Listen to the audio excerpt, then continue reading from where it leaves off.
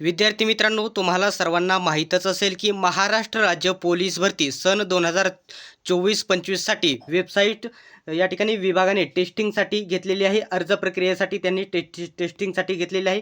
त्यांनी दिलेल्या माहितीनुसार त्यांनी सांगितलेलं आहे तुमच्या ठिकाणी 7 ऑक्टोबरपासून फॉर्म भरायला सुरुवात होणार आहे. बघू शकता किती दिवस बाकी, 36 दिवस बाकी, 7 तास 26 मिनिटे अशा प्रकारे त्यांनी अपडेट दिलेली आहे. आता इथं तुम्ही बघू शकता त्यांनी डायरेक्टली त्यांच्या सूचनेनुसार अर्ज सुरू होण्याची तारीख 7/10/2025 आणि अर्ज बंद होण्याची तारीख 7/11/2025 असे या ठिकाणी माहिती येथे देण्यात आलेली आहे. तर विद्यार्थी मित्रांनो, अर्ज प्रक्रिया या ठिकाणी 7 तारीख दिलेली आहे. टेस्टिंग सध्या चालू आहे. जास्त अर्ज प्रक्रिया पुढे होऊ नये. 7 तारखेला देखील सुरू होऊ शकते आणि 8 ते 10 या दरम्यान कधी 100% तुमची अर्ज प्रक्रिया भरायला सुरुवात होईल. तर आजच्या व्हिडिओमध्ये तुमच्याकडे जी कागदपत्रे आहेत ती असणे महत्त्वाचे आहे, जी पोलीस भरतीला स्पेशल लागतात. तर संपूर्ण यादी सांगणार आहे. फक्त व्हिडिओ शेवटपर्यंत बघा आणि अशाच प्रकारच्या अपडेट्ससाठी चॅनलला सबस्क्राईब करा आणि बेल आयकॉनलाही ऑन करून घ्या. आता जी विद्यार्थी पोलीस भरतीची तयारी करतात त्यांच्यासाठी सर्वात बेस्ट पुस्तके सांगतो. स्मार्ट स्टडी यांनी प्रकाशित केलेले नामांकित असे या ठिकाणी पब्लिकेशन आहे. यांनी प्रकाशित केलेले पोलीस भरती 272 प्रश्नपत्रिका संच आणि पोलीस भरती 411 प्रश्नपत्रिका संच, दोनही पुस्तकांमध्ये इथून मागे झालेल्या सर्व प्रश्नपत्रिका कव्हर करण्यात आलेल्या आहे आणि दोनही पुस्तके सर्वत्र महाराष्ट्रामध्ये उपलब्ध आहेत. तुम्ही खरेदी करू शकता. जर तुम्हाला ही पुस्तके घ्यायची असतील ना, तर कोणत्याही जवळच्या पुस्तक विक्रेत्याकडे जाऊन डिस्काउंटमध्ये तुम्ही ही पुस्तके खरेदी करू शकता. जर तुम्हाला ऑनलाईन घ्यायची असेल तर ऑनलाईन Amazon, फ्लिपकार्टवरून देखील ही पुस्तके तुम्हाला उपलब्ध होतील आणि तुम्ही अभ्यास याच्यामार्फत करू शकता आणि चांगला स्कोर घेऊ शकतात. आता पोलीस पदभरतीसाठी सर्व महत्त्वाची जी कागदपत्रे आहेत ती मी इथे लिस्ट तयार केलेली आहे. तर या ठिकाणी बघू शकता महाराष्ट्र पोलीस भरती 2025 डॉक्युमेंट्स लिस्ट. पहिलं जे कागदपत्र आहे, तुमच्याकडे 10वी-12वी निकाल असणे गरजेचे आहे. 10वीचा आणि 12वीचा निकाल असणे गरजेचे आहे. सोबतच तुमच्याकडे 10वीचे आणि 12वीचे बोर्ड सर्टिफिकेट असणे गरजेचे आहे. मार्कशीट वेगळे असते लक्षात घ्या आणि बोर्ड सर्टिफिकेट वेगळे असते. त्याच्यावरती जन्मतारीख असते, त्यासाठी ते लागत असते. ठीक आहे. त्याच्यानंतर शाळा सोडल्याचा दाखला. ज्या विद्यार्थ्यांनी कॉलेज सोडून दिले त्यांचा शाळा सोडल्याचा दाखला. जर शाळा करत असाल, कॉलेज करत असाल तर तुम्ही या ठिकाणी तुमच्याकडे बोनाफाईड कॉलेजमधून घेणे आवश्यक राहील. सध्या फॉर्म भरताना ते लागणार नाही, परंतु मैदानी चाचणीच्या वेळेस ते लागेल. ठीक आहे. त्याच्यानंतर आहे जातीचा दाखला. तुम्हाला या ठिकाणी लागणार आहे. कॅटेगरी वाईज तुम्हाला ज्यांच्या SC ST OBC वगैरे ज्या कॅटेगरी आहेत त्यांना जातीचा दाखला असणे गरजेचे आहे.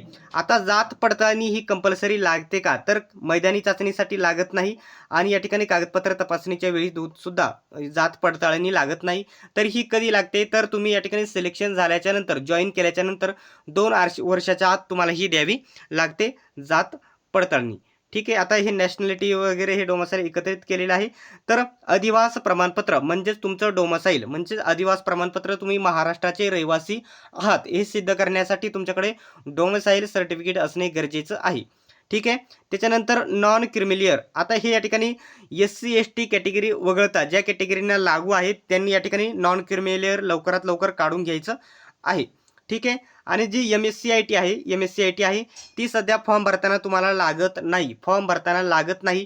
ती तुम्हाला 6 महिन्याच्या नंतर लागते. जॉईन झाले तुम्ही पोलीस भरतीमध्ये सिलेक्शन होऊन जॉईन झाल्याच्या नंतर 6 महिन्याच्या आत ते 2 वर्षाच्या आतमध्ये द्यावी लागते. ठीक आहे. उशीर झाला तरी चालतं, डिपार्टमेंट याच्यामध्ये काळजी घेतो. ठीक आहे. त्याच्यानंतर आधार कार्ड अपडेटेड. तुमचं आधार कार्ड अपडेटेड असणे गरजेचे आहे. आता काही मुलांचे खूप 10-10, 12-12 वर्षापूर्वीचे आधार कार्ड आहेत, जे खूप जुने फोटो त्याच्यावरती आहे, ॲड्रेस चुकीचे आहेत, नावं चुकलेले आहेत. अशा विद्यार्थ्यांनी त्यांचं आधार कार्ड अपडेट करून घ्यायचं आहे.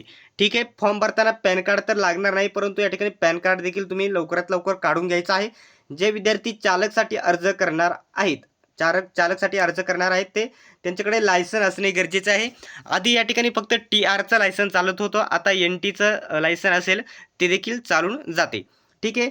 नाव बदलले असल्यास एफिडेव्हिट किंवा गॅझेट म्हटले जाते ते काढून घ्यायचं आहे. आता महिलांचं लग्नानंतर नाव चेंज केलं जातं.